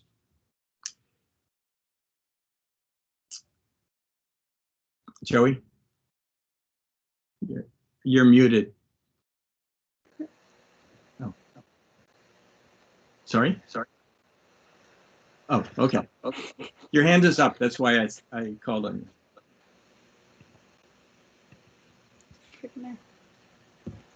you. And Peter, if the council suggests that there's a way for us to work from a common document, that's terrific. Just, you're going to have to let us know. So we'll get that resolved shortly so that everybody knows what to build from. Okay. Anything else in terms of what's coming next?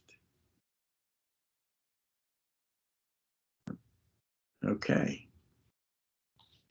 Peter, you're going to help us, or Peter and Ed, between you're going to help us by identifying agency staff who can assist the task leads. Yeah, and I think we should spend that could be a topic for the next meeting, of sort of identifying those staff and introducing them to people to sort of go around and talk about the depth of knowledge that's available. So we can do some of that the next meeting. All right, if it's okay with me if some of that introduction happens even before then, because the task leads are already going to be having those conversations. It could just be a one-on-one conversation between a task lead or a subcommittee member and a state staffer, if that's acceptable. But just to find out, what do you know? What have you been working on? How can you help us? That would be really useful info.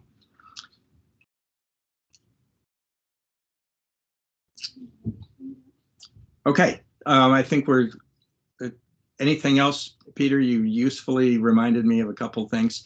I'm okay on the minutes, by the way. I don't know how anybody else feels. I've read the minutes. I'm prepared to support approving them as written, but I don't want to push that if people would rather take some time to review them. Given that we haven't given anybody else any heads up that we're going to do that, I think it makes sense to approve them in a batch in the next meeting. So we'll have at that point 3 meetings are this one and our previous 2 meetings to approve.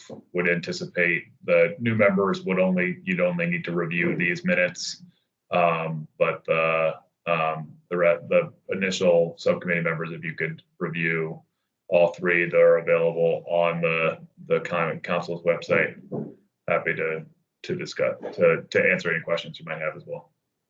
Okay, thank you. We'll put it on the agenda at the beginning of the next meeting. I think it's appropriate now to seek comment from any public members who would like to address the committee. And Peter, can you see the list and see? Yeah, it looks like Christine's got her hand up first. Okay. And so does Joey did first. Joey, do you still have your hand up intentionally? Ooh, I think she froze. Go ahead, Christine. Sorry, just back on the staff help issue. Has it been considered perhaps just putting together a quick list or spreadsheet of who the staff are and what their major areas of focus are and their contact info if we don't have time in our next meeting to actually interact with them? Yeah, that's already been put together. It's a sort of initial list. I think we'll need to go deeper, frankly, into some of the state agencies for some more expertise. So let us continue to build that out. But yeah, there are a number of state staff that have been involved in a lot of the climate work to date. That said, there are not hundreds of them, so don't expect an army of workers to help with this process.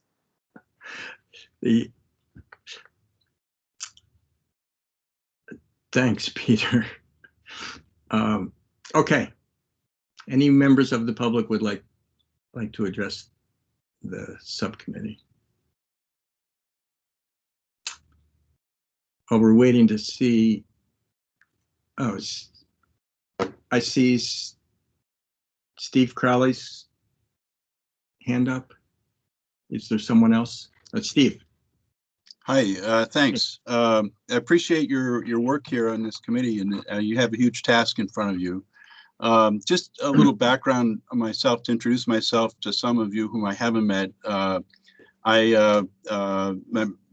My background relative to these matters, I was a high school teacher for many years and taught climate and energy many times. I now have been representing the Sierra Club in Vermont on energy matters for several decades. And I actually chaired the National Sierra Club's climate campaign for several years when we first started out, and kicked off the coal campaign and many other campaigns that went with that. And in recent years, I've been chairing the National Sierra Club's efforts on climate adaptation and resilience. So I come to this with a range of background, and I want to make two comments today. One, briefly, it would be great if somebody could see to getting the subcommittee recordings posted, because it makes it very difficult for people, especially people who can't attend directly, to keep up with what's going on. I think if you just wait for public input until June or so, it's going to be not only inefficient, but pretty impossible to really assimilate much of that. So I would really encourage that as an important aspect of public engagement. More specifically to the matters here, I want to make a comment about particularly the power sector assessment in the greenhouse gas inventory. And I start by saying that I think that that inventory is done in a highly professional way by really talented and committed people. So my issue is not with that level, but I think there are some really important missing pieces in that inventory. And I think there are some that are acknowledged. And I would stress that, in my view anyway, it flies against the law when it comes to the Global Warming Solutions Act. I think there is some assumption that I hear that some of the definitions and practices that are embedded in previous laws will roll right over into this. And I think that's an error. I think that it needs to be looked at carefully. Let me mention three things specifically. First, there are some missing greenhouse gases in the inventory. I think this is acknowledged, that we count biomass energy as zero, we count large hydro as zero. We miss a lot of the emissions from, especially out-of-state emissions from fugitive methane from burning of natural gas for electricity or for heating. So those are huge. And I think that it's against the law now to ignore those. The second piece, and I'd be happy to talk with you further about any of these. The second piece is about those renewable energy credits, which now are embedded in the inventory. They're embedded in in Jared's analysis. And I actually don't think they exist anymore under the Global Warming Solutions Act. Those are not real things. Those are fictions of law that serve a certain purpose. And I think that, you know, if you're talking about credits in the tier 2 category for local renewal, I think there's a lot of sense to that. But when it comes to actually reducing carbon emissions and addressing our responsibility regarding climate change, I think it's a mistake to consider RECs as real things. Maybe they exist as alternative reductions under this law or as offsets. But otherwise, I don't think they exist. And if they do exist, well, that I guess is my third little piece. And I would really encourage you to look at how, as a council as a whole, maybe, I'm not sure it's in this committee, but how do the questions of offsets, alternative reductions, nature-based reductions, how do those things fit together? It's really, to me, I find that a little confusing, having read it a dozen times to figure it out. I don't think it's clear how those things all fit together. I think that's where the RECs might fit in if they exist at all. And I would add that there's a limit in the law of 20%. So right now, RECs make up 30%, and of our compliance as it shows up in the inventory and in Commissioner, in your table. So that's where those reductions in electricity use come from, to a large degree, is from those RECs. So I think that it's important to figure out where those fit in. And I actually don't think they do, as I said. So, and I don't think, I guess it's important to stress that I don't think it changes the appropriateness of your focus on transportation and thermal energy and all that. I think that's entirely appropriate. But it does say, let's take another look at the stalling of growth in renewable energy deployment within the state and figure out how that can happen. I think that it's way more appropriate to do that. And I think you all know, it's such a great economic opportunity for our state to grow that sector. And it has stalled, and it's stalled largely because of the RECs, in my view. So I would encourage you all to look at that more. And that's all I've got. So thank you very much. Appreciate your work. Thank you. Hey, Steve, one quick comment. We are working to get the videos online. I thought they'd already been posted, but they will be up shortly, of all of our subcommittee meetings. So those are being recorded and should be up again shortly. So sorry about that. Is there anyone else? Do not see any additional hands at the moment. Let's give it a moment for.